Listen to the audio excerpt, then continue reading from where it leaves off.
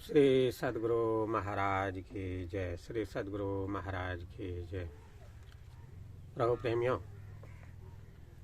अभी हम आप लोगों को सत्संग योग चारों भाग जो सद्गुरु महर्षि में ही परमहंस जी महाराज द्वारा संग्रहित और लिखित पुस्तक है, यह पुस्तक संत मत का प्रतिनिधि ग्रंथ है।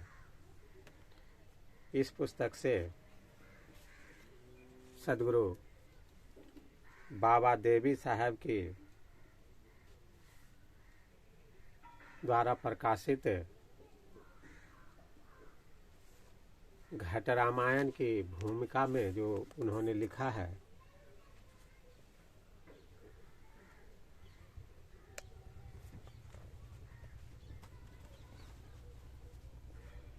उसका पाठ करके सुनाएंगे। इसमें बताया गया है दृष्टि योग साधन किसको कहते हैं और दृष्टि योग से संबंधित बातें ही इसमें है। तो आइए सुनते हैं, जो कि साधकों के लिए बड़ा महत्वपूर्ण है।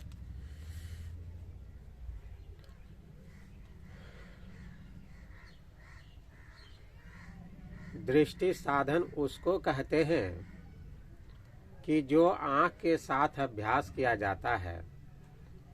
इसके साधन करने के सैकड़ों गुण और अमल हैं, जो कि भारतवर्ष और दूसरे मुल्कों में जारी हैं। लेकिन इसमें बाजे इनमें से ऐसे होते हैं कि जिनसे आँख के दोनों गोले टेढ़े पड़ जाते हैं, और बाजे ऐसे हैं कि जिनसे आँख जाती रहती है, और बाजे कादे ऐसे भी हैं कि जिनसे आँख की दोनों पुतलियों को, जिनमें से होकर रोशनी बाहर निकलती है, खराब कर देते हैं, जिनसे फिर आँखों से धुंधला दिखाई पड़ता है। और चाहे तमाम उम्र हकीम वैद्य डॉक्टर इलाज करें, किसी तरह पुतलियां दुरुस्त नहीं होती। दृष्टि से अभ्यास करने का वह कायदा है जिसको आँख और आँख के गोले से कुछ ताल्लुक नहीं है, और न दृष्टि के मानी आँख और आँख के गोले के हैं, जिनसे कि वह नुकसान होते हैं जो ऊपर बयान किए गए हैं। दृष्टि निगाह को कहते हैं कि जो मांस और खून की बनी हुई नहीं है। मनुष्य में यह निगाह ऐसी बड़ी ताकतवर चीज है कि जिसने बड़े बड़े छिपे हुए साइंस और विद्याओं को निकालकर दुनिया में जाहिर किया है, और सिद्धि वगैरह की असलियत और मामलों का पता जिससे कि वह हो सकती है, सिवाय इसके और किसी से नहीं लग सकता है। योग विद्या के सीखने का दृष्टि पहला कायदा है, और इसके अभ्यास करने का गुण ऐसा उम्दा है जिससे स्थूल शरीर के किसी हिस्से को कुछ तकलीफ नहीं होती है, और अभ्यासी इसके अभ्यास से उन निशानों को, जिनको कि ईश्वर या खुदा की आकाशी और आसमानी ग्रंथों और किताबों में सबसे बड़ा बतलाया है, जल्द पाकर मालूम कर लेता है, और फिर तमाम दुनिया के सिद्धांत और असूल अभ्यासी के रूबरू हाथ जोड़कर खड़े रहते हैं कि जो तमाम उम्र पोथियों और ग्रंथों के पढ़ने और सुनने से हासिल नहीं होते। लेकिन दृष्टि सिर्फ उस जगह पहुंच सकती है जहां तक कि रूप है, और जहां से कि आवागमन हो सकता है, आगे उसके नहीं जा सकती। जहाँ की रूप और रेखा कुछ नहीं है, और जहाँ से कि मोक्ष होता है। संतों के मत में सबसे बड़ा पदार्थ मोक्ष है, और उस जगह तक दृष्टि नहीं जा सकती।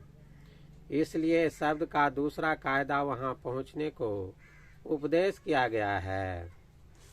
इल्म योग में सबसे बड़ा सिद्धांत मोक्ष पाने के लिए शब्द मार्ग है। जो बहुत से नामों से बोला जाता है। बाजे महात्मा इसी शब्द मार्ग को धर्म और पंथ की बुनियाद डालकर इसका उपदेश करते हैं और बाजे लोग इसके साइंस और विद्या के नाम से कोई सोसाइटी वगैरह कायम करके उपदेश करते हैं।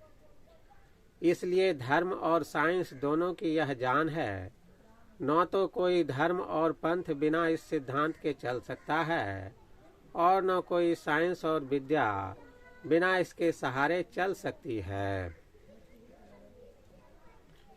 श्री सद्गुरु महाराज की जय। श्री सद्गुरु महाराज की जय।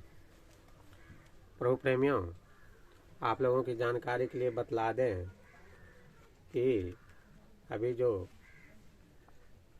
आपने पाठ सुना, इसी तरह की बहुत से संतों की वाणियाँ इसमें है। 53 संतों की वाणियाँ है और बहुत सारे संतों के उपदेश वचन हैं जो ध्यान योग से संबंधित वचन ही है। भगवान बुद्ध, महावीर, नानक, सूर, तुलसी, इस तरह से, और विवेकानंद, रामकृष्ण परमहंस, बहुत से संतों की वाणियों जो ध्यान योग से संबंधित है, उन सभी वाणियों को इस पुस्तक में संकलित किया गया है। यह पुस्तक सत्संग ध्यान स्टोर पर ऑनलाइन उपलब्ध है और महर्षि में ही आश्रम कुप्पा घाट में भी यह मिलती है। तो अगर आप लोग इस पुस्तक को ऑनलाइन मंगाना चाहते हैं तो मंगा लीजिए और इसी तरह के बहुत सारी विद्याओं को आप योग से संबंधित बात को सीखिए, समझिए और गुरु दीक्षा लेकर उसका अभ्यास कीजिए, तो आपका परम कल्याण होगा। श्री सद्गुरु महाराज की जय।